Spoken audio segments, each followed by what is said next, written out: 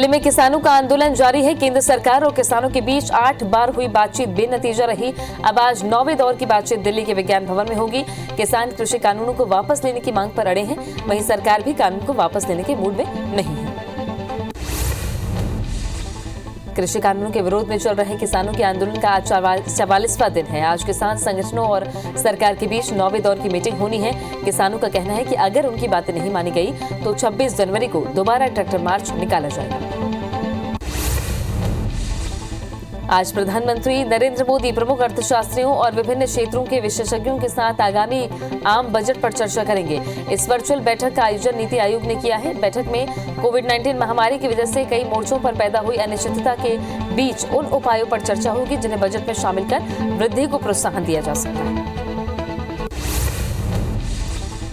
आज देश के 33 राज्यों और केंद्र शासित प्रदेशों में वैक्सीन का फिर से ड्राई रन शुरू होने जा रहा है। देश में कोरोना का टीकाकरण कार्यक्रम शुरू होने से पहले ये सबसे बड़ी रिहर्सल है। देश के सभी 736 जिलों में आज ड्राई रन किया जाएगा। इसमें तैयारी इस बात की है कि कैसे लोगों को कोरोना का टीका लगाना है, उसकी पूरी प्रक्रिया क्या है। राजधानी भोपाल को छोड़कर पूरे मध्य प्रदेश में आज वैक्सीन का ड्राई रन यानी वैक्सीनेशन की रिहर्सल होगी। इनमें प्रमुख रूप से इंदौर, ग्वालियर, जबलपुर, उज्जैन और बाकी सभी जिले शामिल हैं। इंदौर की बात करें तो जिले में 4 सेंटर बनाए गए हैं, जिनमें 3 तो शहरी क्षेत्र में है, जबकि 1 सेंटर ग्रामीण क्षेत्र हाथोद में बनाया गया। आज छत्तीसगढ़ के रायपुर, बिलासपुर और दुर्ग संभाग में वैक्सीन का ड्राई रन किया जाएगा। तीनों संभाग के बालोद, बलौदाबाजार, बेमेतरा, धमतरी, गरियाबंद, जांजगीर चांपा, कवर्धा, कोरबा, महासमुंद, मुंगेली, रायगढ़ जिले में कोरोना वैक्सीनेशन को लेकर ड्राई रन किया जाएगा। इस मॉक ड्रिल में हर जिले के 1 शहरी और 1 ग्रामीण क्षेत्र में केंद्र बनाए गए हैं। केंद्रीय शिक्षा मंत्री रमेश पोखरियाल निशंक ने कहा कि नई राष्ट्रीय शिक्षा नीति किसी एक विभाग या सरकार की नहीं बल्कि पूरे राष्ट्र की है और देश में ज्ञान, विज्ञान, अनुसंधान और नवाचार को प्रोत्साहित करने के लिए आमूलचूल बदलाव के साथ इसे लाया गया है। निशंक ने इंटरनेशनल मोनोलिथिक कॉन्फ्रेंस को डिजिटल माध्यम से संबोधित किया। दिल्ली में कोरोना के कम होते मामलों को देखते हुए दिल्ली सरकार के तहत आने वाले मेडिकल कॉलेज को दोबारा खोलने का फैसला लिया गया है। सरकार के स्वास्थ्य विभाग ने इस मामले में आदेश जारी किया, जिसे तत्काल प्रभाव से लागू किया जाएगा। आदेश के तहत मेडिकल कॉलेज खोलने के साथ सोशल डिस्टेंसिंग और SOPs का पालन करना अनिवार्य होगा। आज सीएम भूपेश बघेल बस्तर संभाग के दौरे पर जाएंगे, जहां वे कार्यकर्ताओं से मुलाकात के साथ कई विकास कार्यों की सौगात देंगे। इसके अलावा अधिकारियों के साथ बैठक कर विकास कार्यों की और योजनाओं की जानकारी भी लेंगे। बता दें कि सीएम भूपेश लगातार अलग अलग संभागों का दौरा कर रहे हैं। बिलासपुर और सरगुजा संभाग के जिलों का दौरा करने के बाद वे अब बस्तर संभाग के जिलों का दौरा करेंगे। कांग्रेस ने पूर्व सीएम रमन सिंह का पत्र वायरल किया है। 2014 में पूर्व सीएम रमन सिंह ने धान पर प्रोत्साहन राशि देने केंद्र से अनुमति की मांग की थी, जिसको मुद्दा बनाते हुए कांग्रेस ने रमन सिंह की चिट्ठी को ट्वीट किया और रमन सिंह को एक बार फिर पीएम को चिट्ठी लिखने का बात कहा है। मध्य प्रदेश के आगामी बजट को लेकर सीएम शिवराज सिंह ने प्रदेश के लोगों से सुझाव मांगे हैं। उन्होंने कहा कि इस बार जनता के लिए जनता द्वारा बजट तैयार किया जाएगा। बजट सिर्फ मुख्यमंत्री, मंत्री या अफसर नहीं बनाएंगे, बल्कि लोग सुझाव दें कि प्रदेश के लिए बजट कैसा हो। पूरे प्रदेश की ही तरह सरगुजा संभाग में भी बारदाने की समस्या सामने आ रही है। यही कारण है कि कई धान खरीदी केंद्रों में खरीदी बंद होने के कगार पर है, तो कहीं कहीं धान खरीदी बंद भी हो गई है। ऐसे में अब मंत्री अमरजीत भगत ने अधिकारियों के साथ समीक्षा बैठक की, जिस पर बारदाना उपलब्ध कराने पर बातचीत हुई है। इमरती देवी का मंत्री पद से मोह अभी भी नहीं छूट रहा है, जिसकी बानगी डबरा में देखने को मिली। श्री राम जन्मभूमि निधि समर्पण यात्रा के स्वागत के लिए बनाए गए गेट में इमरती देवी के नाम के साथ कैबिनेट मंत्री लिखा हुआ था, जबकि 2 जनवरी को उनका कार्यकाल पूरा हो गया है। वहीं कांग्रेस विधायक ने इसे लेकर हमला बोला। चाचौड़ा से कांग्रेस विधायक लक्ष्मण सिंह का बड़ा बयान सामने आया है। उन्होंने कहा है कि बीजेपी और जनसंघ के बीच जल्दी ही फूट देखने को मिलेगी। जिस तरह से बीजेपी ने सौदा करके कांग्रेस को तोड़ा है, उससे पुराने जनसंघी नाराज चल रहे हैं। पत्थलगांव में नगर पंचायत अध्यक्ष और उपाध्यक्ष के बीच मनमुटाव खुलकर सामने आने लगा है। अध्यक्ष को अनुपस्थित बताकर सामग्री वितरण और अन्य कार्यों के चेक जारी करने की शिकायत कलेक्टर और नगरीय प्रशासन के अधिकारियों से की गई। साथ ही उपाध्यक्ष ने बगैर स्वीकृति के ही अपना अलग कार्यालय बनवाना शुरू कर दिया है, जिससे कुछ पार्षदों ने अपना इस्तीफा देने की पेशकश भी कर दी।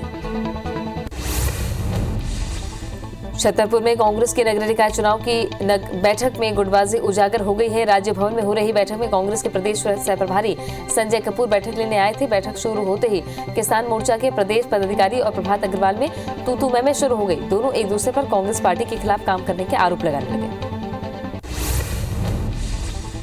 जांजगीर में बीजेपी नेताओं ने प्रेस कॉन्फ्रेंस कर धान खरीदी केंद्रों में अव्यवस्था और बारदाने की किल्लत को लेकर सरकार पर हमला बोला। बीजेपी नेताओं ने कहा कि आगामी 13 जनवरी को इस सब मुद्दों को लेकर विधानसभा मुख्यालय में धरना प्रदर्शन किया जाएगा और राज्यपाल के नाम ज्ञापन सौंपेंगे।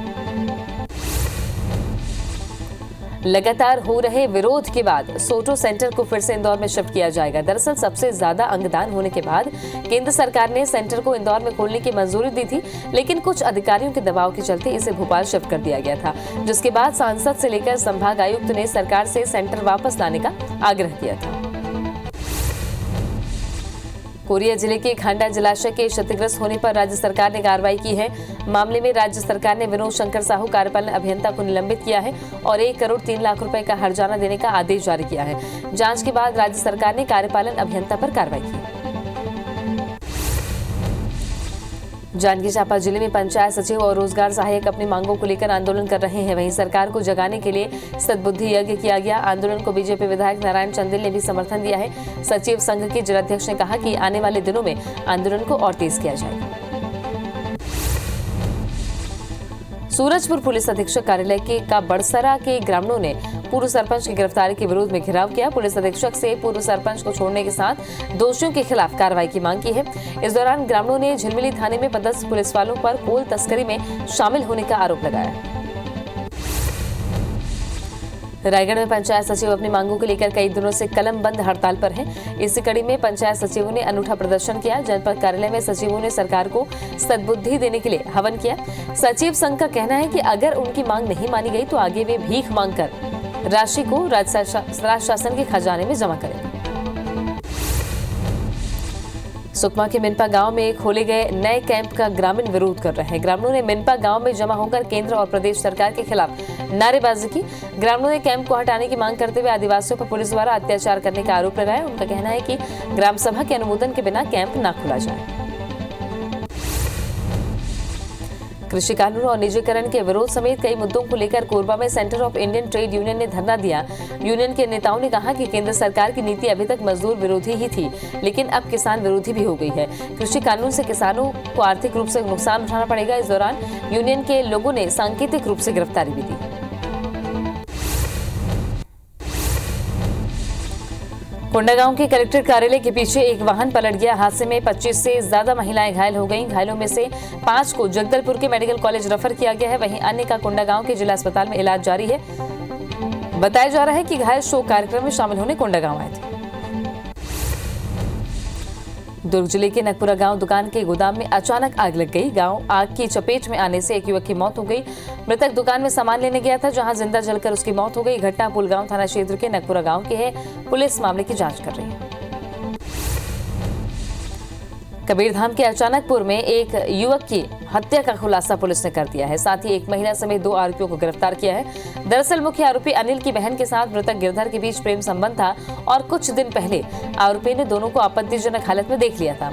इसी बात को लेकर आरोपी ने अपनी प्रेमिका के साथ साजिश रचकर उसको मौत के घाट उतार दिया। ग्वालियर में एंटी माफिया अभियान के तहत जिला प्रशासन ने स्मैक तस्करों के 3 मकानों को तोड़ने की कार्रवाई की। तस्करों ने अपनी दबंगई दिखाते हुए सरकारी जमीन पर 6 मकान तान दिए थे। इससे पूर्व प्रशासन ने 3 मकान तोड़े थे। दरअसल पुलिस ने कल्लू खां, बहादुर खां और उसके बेटे यूनिस और अनीस को गिरफ्तार किया था। ये एक ही परिवार के सदस्य थे। दतिया में आबकारी और पुलिस की संयुक्त टीम ने सिरसा कंजर डेरा पर छापेमार कार्रवाई की, जहां से करीब 4000 लीटर गुड़ लहान और करीब 400 लीटर कच्ची शराब जब्त की गई। पुलिस को देख आरोपी भागने में कामयाब रहे। ये कार्रवाई नशा मुक्त मध्य प्रदेश और नशा मुक्त दतिया के तहत की गई। ग्वालियर जिले में जमीन बेचने को लेकर धोखाधड़ी का मामला सामने आया है। दरअसल एक दंपत्ति ने अपने ही दोस्त को भरोसे में लेकर 2 साल पहले लगभग 40 लाख की 3 प्लॉट बेची थी और उसी जमीन के एवज में फाइनेंस कंपनी से पैसा लिया था। 2 साल बाद जब खरीदार ने वहां निर्माण कराने की कोशिश की तो फाइनेंस कंपनी ने दस्तावेज दिखाकर काम रुकवा दिया। बाद में पीड़ित ने इसकी शिकायत थाने में दर्ज कराई।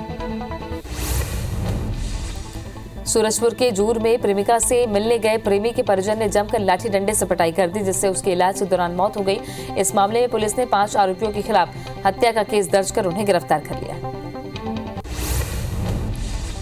सरगुजा के सीतापुर थाना क्षेत्र में नाबालिग को शादी का झांसा देकर 2 साल तक शारीरिक शोषण करने का मामला सामने आया है। दुष्कर्म के शिकार नाबालिग ने नवजात बच्चे को जन्म दिया। पीड़िता की रिपोर्ट पर पुलिस ने आरोपियों को गिरफ्तार कर जेल भेज दिया। कोरबा पुलिस ने एक युवक पर धारदार हथियार से हमला करने वाले 4 आरोपियों को गिरफ्तार कर लिया है, जिसमें एक नाबालिग भी शामिल है। आरोपियों ने कुछ दिन पहले घंटा घर के पास वारदात को अंजाम देने के बाद फरार हो गए थे। चारों आरोपी आदतन बदमाश हैं, जिनके खिलाफ पहले भी कई मामले दर्ज हैं। महासमुंद पुलिस ने 10 लाख रुपए के 400 नग हीरे के साथ एक तस्कर को गिरफ्तार किया है। पिथौरा पुलिस को सूचना मिली कि हीरे की बिक्री के लिए एक व्यक्ति ग्राहक तलाश रहा है, जिसके बाद पुलिस ने हीरा तस्कर भारत भोई को 400 नग हीरे के साथ गिरफ्तार किया। हीरे की कीमत करीब 10 लाख रुपए बताई जा रही है। नरसिंहपुर में फेसबुक पर प्रेम और फिर धोखे का मामला सामने आया है। इस मामले में आरोपी एक पुलिस आरक्षक है, जिसके खिलाफ युवती ने एसपी को शिकायत करने आगे गुहार लगाई है। युवती गाडरवारा की रहने वाली है, जिसकी रायसेन में पदस्थ पुलिस आरक्षक यशवंत जाटव से फेसबुक पर जान पहचान हुई। फिर दोनों का मिलना जुलना भी शुरू हो गया, लेकिन शादी की बात पर युवक ने युवती से मुंह मोड़ लिया। जबलपुर में मेडिकल कॉलेज के हॉस्टल में भी घुसकर छात्राओं से बदतमीजी करने वाले एमबीबीएस के 6 छात्रों को कॉलेज प्रबंधन ने निलंबित कर दिया है। साथ ही घटना की जांच के लिए कमेटी भी बनाई गई है। रिपोर्ट आने के बाद और सख्त कार्रवाई हो सकती है। छात्रों की बेशर्मी सीसीटीवी में कैद हुई है, जिसकी जांच कमेटी कर रही है। मुरैना के अभ्युदय आश्रम का कलेक्टर अनुराग वर्मा ने निरीक्षण किया। इस दौरान वहां कई अनियमितता मिली, जिससे कलेक्टर ने आश्रम की संचालिका को फटकार भी लगाई। आश्रम संचालिका आश्रम में रह रहे बच्चों की संख्या तक नहीं बता पाई। सिंगरौली जिले में पीएम आवास योजना में अनियमितता का मामला सामने आया है। कोयल खुर्द पंचायत के सरपंच और सचिव ने मिलकर एक मृतक के नाम से प्रधानमंत्री आवास की राशि निकाली। जब मृतक के बेटे को इस बात की जानकारी लगी तो उसकी शिकायत रीवा कमिश्नर ऑफिस से लेकर भोपाल तक की, लेकिन अभी तक कोई कार्रवाई नहीं हो गई। सूरजपुर जिले में कालापानी नाम से मशहूर बैजनपाट के ग्रामीण मूलभूत सुविधाएं नहीं मिलने के कारण जंगल में आशियाना बना रहे हैं। गांव में बिजली, पानी, स्वास्थ्य और सड़क जैसी मूलभूत सुविधाएं नहीं मिलने से ग्रामीण परेशान हैं, जिसके चलते ग्रामीण पहाड़ी इलाके को छोड़कर जंगल में गांव बसा रहे हैं, जिससे जिला प्रशासन सख्ते में आ गया। मंत्री उषा सिंह ठाकुर और स्वास्थ्य मंत्री डॉक्टर प्रभुराम चौधरी ने सांची में बुद्ध जम्बू द्वीप पार्क और पर्यटक सुविधा केंद्र का लोकार्पण किया। सांची गेटवे रिट्रीट परिसर में आयोजित कार्यक्रम में पर्यटन मंत्री ठाकुर ने कहा कि बुद्ध जम्बू द्वीप पार्क और पर्यटक सुविधा केंद्र के निर्माण से पर्यटकों को उच्च स्तरीय सुविधाएं प्राप्त होंगी और अब अधिक पर्यटक यहां पहुंचेंगे। आईआरसीटीसी ने भारत दर्शन ट्रेन चलाने का निर्णय लिया है। पहले चरण में वाराणसी, प्रयागराज, अयोध्या और माता वैष्णो देवी दर्शन के लिए स्पेशल ट्रेन चलाई जाएगी। 9 दिन की इस यात्रा में कोरोना गाइडलाइन का विशेष रूप से पालन किया जाएगा। इस पैकेज की सबसे खास बात यह है कि कम किराए में कई सुविधाएं उपलब्ध कराई जाएंगी। खरगोन के महेश्वर में नर्मदा नदी के सहस्त्र धारा में चल रही केनो सलालम प्रतियोगिता में खिलाड़ियों ने नदी में बहते पानी में अपना दमखम दिखाया। इस दौरान बड़ी संख्या में खेल प्रेमी मौजूद रहे। वहीं अब तक एकल इवेंट में मध्य प्रदेश एकेडमी के खिलाड़ियों ने 3 स्वर्ण और 3 रजत पदक हासिल किए हैं। इस 4 दिवसीय प्रतियोगिता में 10 राज्यों के 70 खिलाड़ी हिस्सा ले रहे हैं। अयोध्या में राम मंदिर निर्माण के लिए विदिशा जिले के 2 किन्नरों ने लाखों दान देकर राम भक्ति का संदेश दिया है। किन्नर गुरु रत्ना ने मंदिर निर्माण के लिए 5,51,000 का चेक विश्व हिंदू परिषद और संघ से जुड़ी संस्था को दिया। वहीं गंज बासौदा के किन्नर मुन्ना मामा ने भी 5,01,001 रुपए विधायक लीना जैन की मौजूदगी में दान किए। कोरिया के मनेंद्रगढ़ स्थित जोड़ा तालाब का नाम जानकी सरोवर वाटिका किया गया है। नगर पालिका परिषद ने प्रस्ताव पारित कर निर्णय लिया। सौंदर्यीकरण के लिए शासन को प्रस्ताव भेजा गया है। इस बारे में नगर पालिका अध्यक्ष ने मंत्री शिव डहरिया से चर्चा भी की है। वहीं वाटिका के अंदर विधानसभा अध्यक्ष की माता स्वर्गीय जानकी महंत की प्रतिमा लगाने का निर्णय भी परिषद लेगी। बलरामपुर जिले में तातापानी महोत्सव 14 जनवरी यानी मकर संक्रांति के अवसर पर मनाया जाएगा। इसके लिए तैयारियां शुरू हो गई हैं। इस संबंध में कलेक्टर ने विधायक बृहस्पति सिंह और मेला समिति के लोगों से चर्चा की और कोविड के बढ़ते संक्रमण और जिले के 3 प्रमुख राज्यों से लगे होने के कारण इस बार महोत्सव को सीमित तरीके से मनाने का निर्णय लिया। अशोकनगर में गुरुवार को शहर के बीचों बीच 4 पहिया वाहन चालक ने सड़कों पर जमकर उत्पात मचाया। गनीमत रही कि कोई भी व्यक्ति उसकी चपेट में नहीं आया, नहीं तो बड़ी दुर्घटना हो सकती थी। मोती मोहल्ले में पुलिस ने आरोपियों को पकड़ा। घटना सीसीटीवी में कैद हुई है। लोगों ने आरोपियों पर कार्रवाई की मांग की।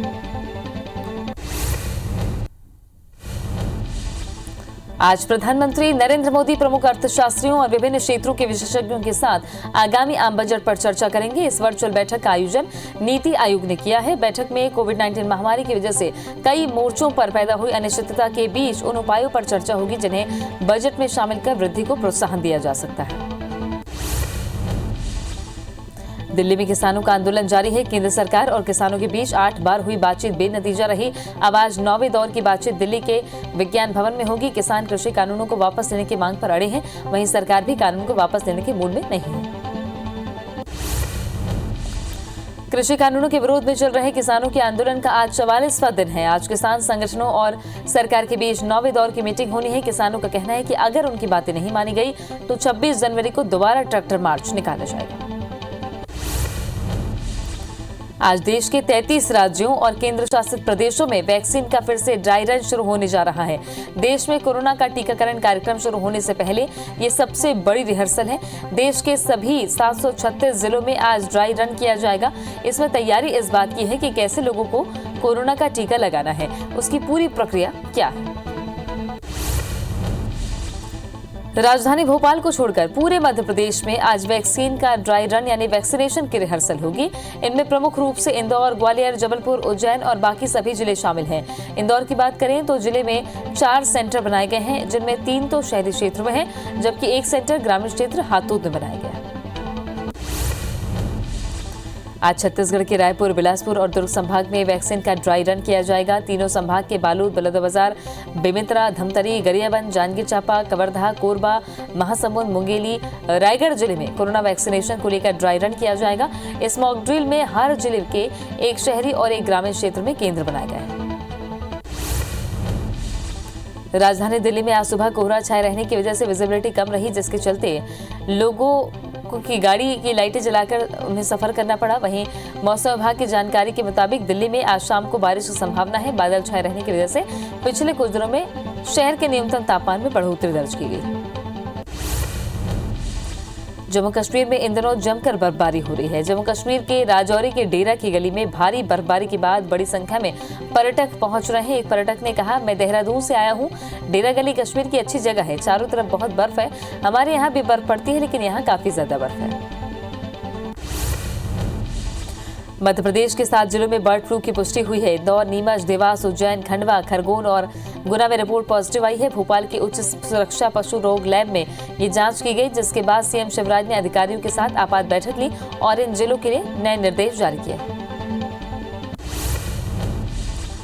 राज्यपाल आनंदीबेन पटेल ने धर्म स्वातंत्र अधिनियम 2020 के अध्यादेश को मंजूरी दे दी है। अब राजपत्र में नोटिफिकेशन के बाद ये कानून प्रदेश में लागू हो जाएगा। राजभवन सूत्रों ने बताया कि शिवराज कैबिनेट के प्रस्ताव को लखनऊ भेजा गया था, जिस पर राज्यपाल ने गुरुवार शाम हस्ताक्षर कर दिए हैं। माना जा रहा है कि 1-2 दिन में विधि विभाग इस संबंध में अधिसूचना प्रकाशित करेगा। कल सीएम भूपेश बघेल बस्तर संभाग के दौरे पर जाएंगे, जहां वे कार्यकर्ताओं से मुलाकात के साथ साथ कई विकास कार्यों की सौगात देंगे। इसके अलावा अधिकारियों के साथ बैठक कर विकास कार्यों की और योजनाओं की जानकारी भी लेंगे। बता दें कि सीएम भूपेश लगातार अलग अलग संभागों का दौरा कर रहे हैं। कांग्रेस ने पूर्व सीएम रमन सिंह का पत्र वायरल किया है। 2014 में पूर्व सीएम रमन सिंह ने धान पर प्रोत्साहन राशि देने केंद्र से अनुमति की मांग की थी, जिसको मुद्दा बनाते हुए कांग्रेस ने रमन सिंह की चिट्ठी को ट्वीट किया और रमन सिंह को एक बार फिर पीएम को चिट्ठी लिखने को कहा है। मध्य प्रदेश के आगामी बजट को लेकर सीएम शिवराज सिंह ने प्रदेश के लोगों से सुझाव मांगे हैं। उन्होंने कहा है कि इस बार जनता के लिए जनता द्वारा बजट तैयार किया जाएगा। बजट सिर्फ मुख्यमंत्री, मंत्री या अफसर नहीं बनाएंगे, बल्कि लोग सुझाव दें कि प्रदेश के लिए बजट कैसा हो। पूरे प्रदेश की ही तरह सरगुजा संभाग में भी बारदाने की समस्या आ रही है और यही कारण है कि कई धान खरीदी केंद्रों में खरीदी बंद होने के कगार पर है, तो कहीं कहीं धान खरीदी बंद भी हो गई है। ऐसे में अब मंत्री अमरजीत भगत ने अधिकारियों के साथ समीक्षा बैठक की, जिस पर बारदाना उपलब्ध कराने पर बातचीत हुई है। इमरती देवी का मंत्री पद से मोह अभी नहीं छूटा है, जिसकी बानगी डबरा में देखने को मिली। श्री राम जन्मभूमि निधि समर्पण यात्रा के स्वागत के लिए बनाए गए गेट में इमरती देवी के नाम के साथ कैबिनेट मंत्री लिखा हुआ था, जबकि 2 जनवरी को उनका कार्यकाल पूरा हो गया है। वहीं कांग्रेस विधायक ने इसको लेकर हमला बोला।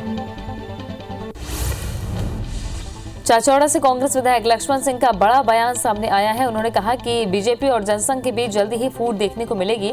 जिस तरह से बीजेपी ने सौदा करके कांग्रेस को तोड़ा है, उससे पुराने जनसंघी नाराज चल रहे हैं। पत्थलगांव में नगर पंचायत अध्यक्ष और उपाध्यक्ष के बीच मनमुटाव खुलकर सामने आने लगा है। अध्यक्ष को अनुपस्थित बताकर सामग्री वितरण और अन्य कार्यों के चेक जारी करने की शिकायत कलेक्टर और नगरीय प्रशासन के अधिकारियों से की गई है। साथ ही उपाध्यक्ष ने बगैर स्वीकृति के ही अपना अलग कार्यालय बनवाना शुरू कर दिया है, जिससे कुछ पार्षदों ने अपना इस्तीफा देने की पेशकश भी कर दी है। छतरपुर में कांग्रेस के नगरीय चुनाव की बैठक में गुटबाजी उजागर हुई। राजीव भवन में हो रही बैठक में कांग्रेस के प्रदेश सह प्रभारी संजय कपूर बैठक लेने आए थे। बैठक शुरू होते ही किसान मोर्चा के प्रदेश पदाधिकारी और प्रभात अग्रवाल में तू-तू मैं-मैं शुरू हो गई। दोनों एक दूसरे पर कांग्रेस पार्टी के खिलाफ काम करने के आरोप लगाने लगे। जांजगीर में बीजेपी नेताओं ने प्रेस कॉन्फ्रेंस कर धान खरीदी केंद्रों में अव्यवस्था और बारदाने की किल्लत को लेकर सरकार पर हमला बोला। बीजेपी नेताओं ने कहा कि आगामी 13 जनवरी को इस सब मुद्दों को लेकर विधानसभा मुख्यालय में धरना प्रदर्शन किया जाएगा और राज्यपाल के नाम ज्ञापन सौंपेंगे।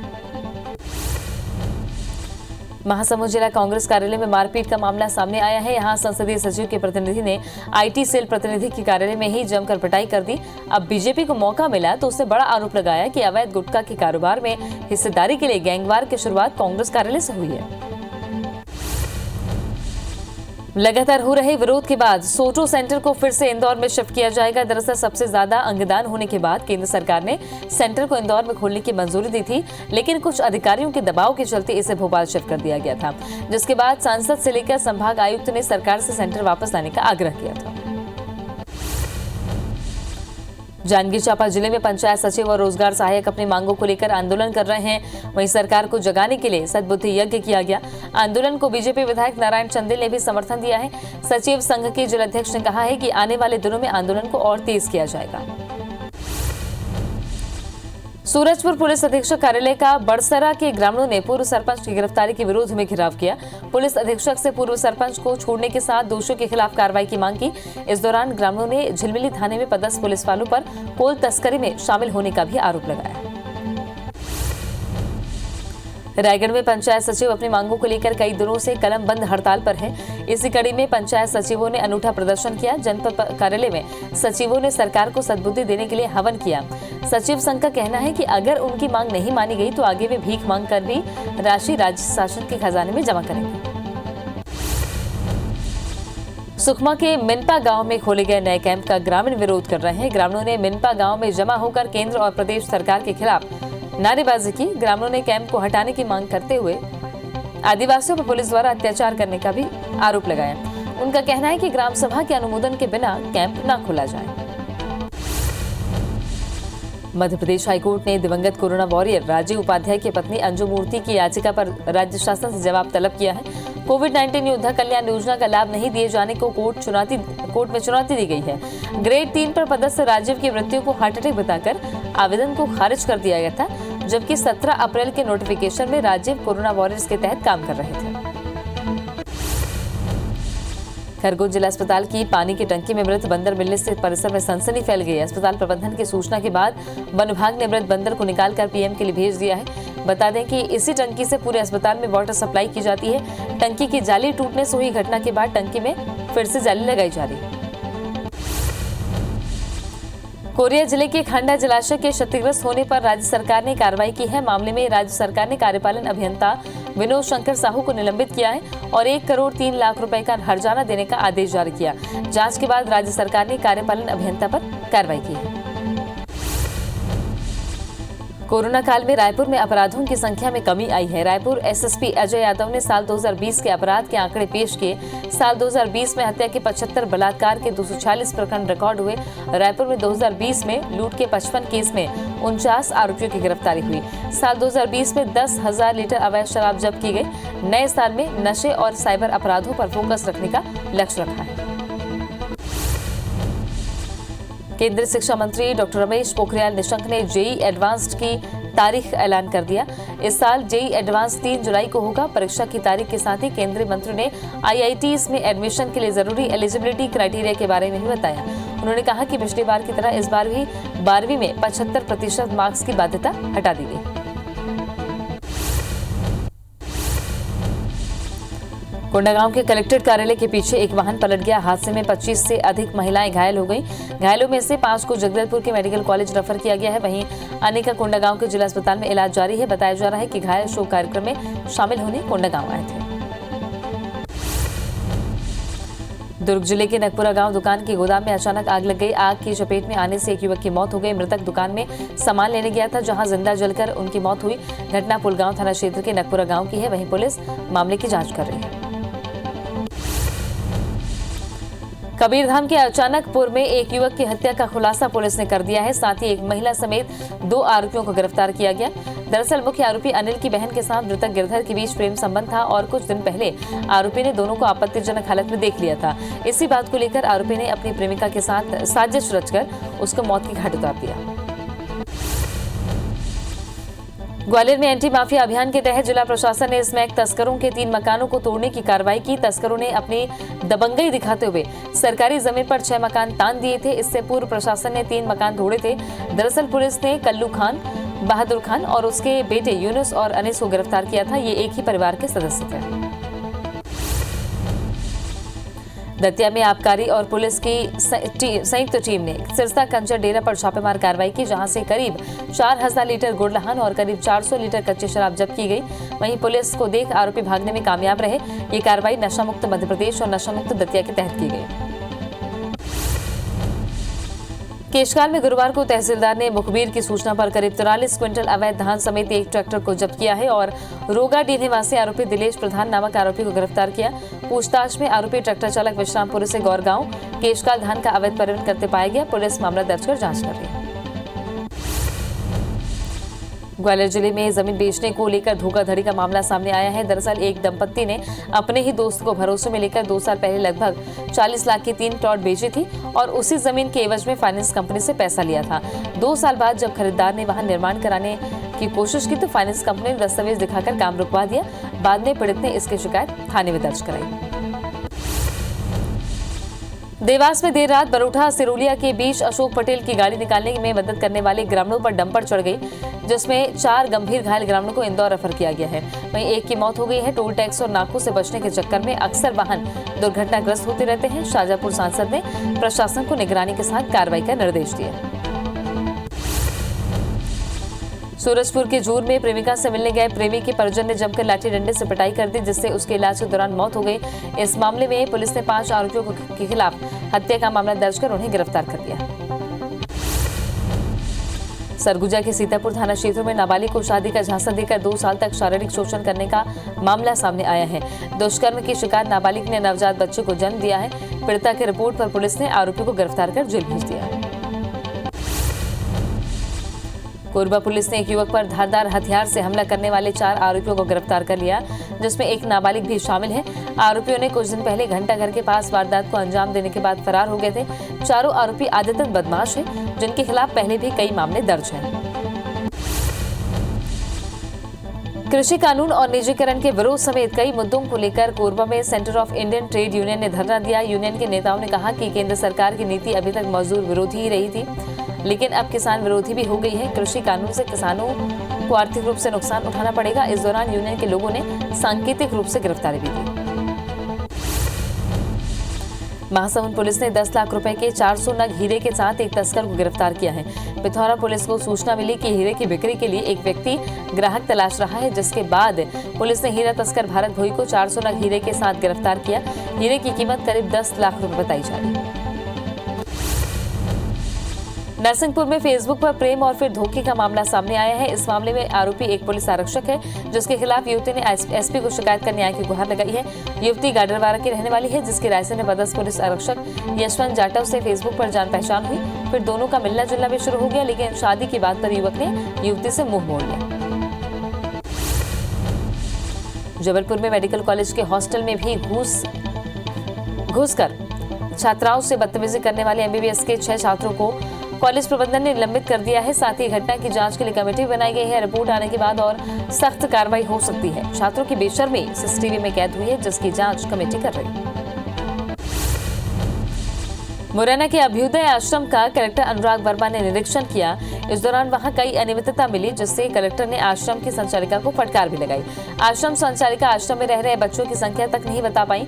कलेक्टर वर्मा बाल गृह आश्रय भी पहुंचे, वहां केवल 2 बच्चे मिले। इस पर कलेक्टर ने उन्हें दूसरे सेंटर पर शिफ्ट करने के निर्देश दिए।